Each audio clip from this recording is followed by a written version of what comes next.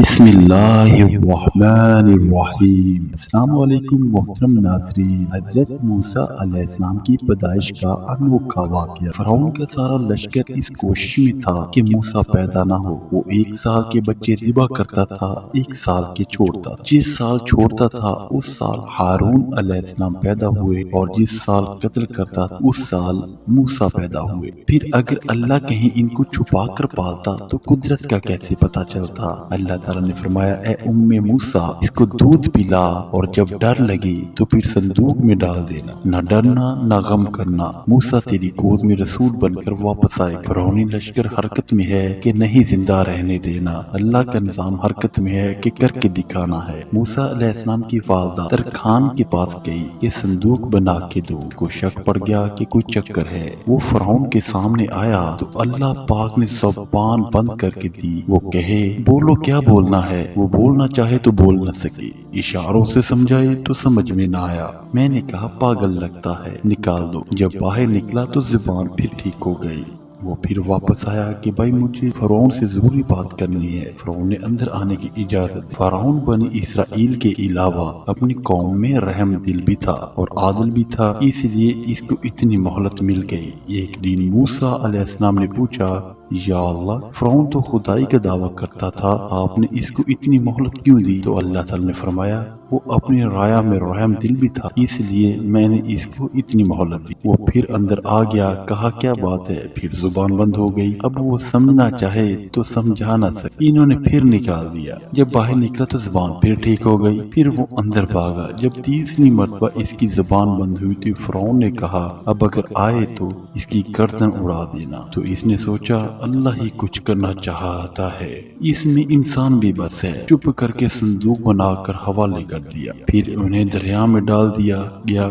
حضرت موسیٰ کی والدہ نے پوچھا، یا اللہ، اب یہ صندوق کہاں جائے گا؟ دریا کی موج اس کو کنارے پر لگا دے گی، اس کو فرعون اٹھا لے گا۔ یہ سن کر موسیٰ کی والدہ کا سینہ ایک دم ہل گیا کہ یا اللہ، یہ آپ کیا کہہ رہے ہیں؟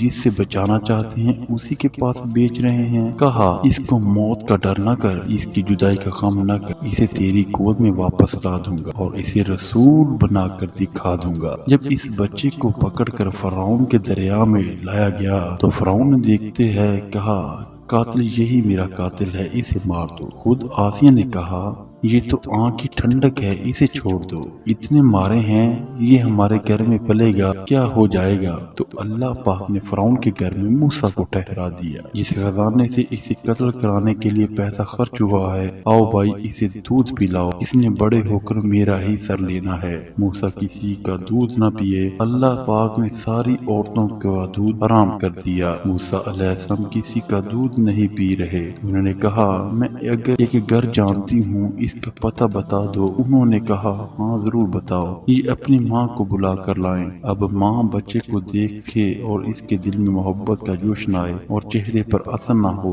یہ کیسے ہو سکتا ہے؟ یہ تو انسانی فطرت ہے کہ خلاف شہنشاہ اکبر عمر کوٹ میں پیدا ہوا، 2-2.5 سال کا تھا، اس کی ماں کابل چلی گئی۔ 2.5 سال بعد وہ کابل گیا تو بہت ساری عورتیں بیٹھی تھی، تو اکبر کو چھوڑا گیا، اپنی ماں کے پاس جاؤ۔ اس نے سب کا چہرہ دیکھا اور اپنی ماں کی گود میں جا کر بیٹھ گیا۔ کہاں سے پہچانا اس کے چہرے سے کہ اس کی ماں کے چہرے کی ایک ایک خال سے محبت پھوٹ رہی تھی۔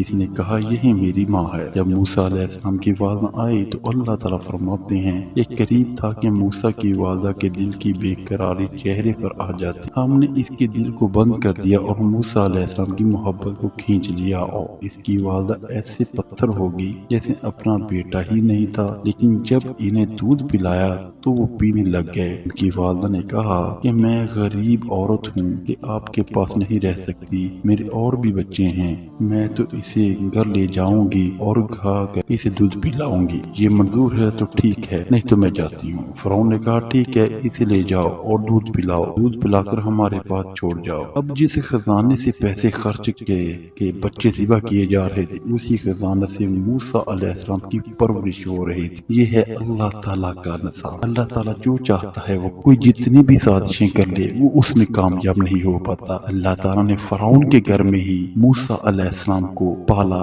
اس کی پرورش کی اور اسے نبی بنا کر فرعون کے لیے وہاں پر کھڑا کر۔ اتنی بڑی ذات ہے میرے اللہ تعالیٰ۔ تو دوستوں میں امید کرتا ہوں کہ ویڈیو پسند آئی ہوگی۔ ویڈیو پسند ہے تو ویڈیو کو لائک کر لیجئے، اور اگر چینل پر کوئی حسب نمود نہ ہے تو چینل کو سبسکرائب کر کے آل نوٹیفیکیشن کو بھی آن کر لیں۔ Thanks for watching.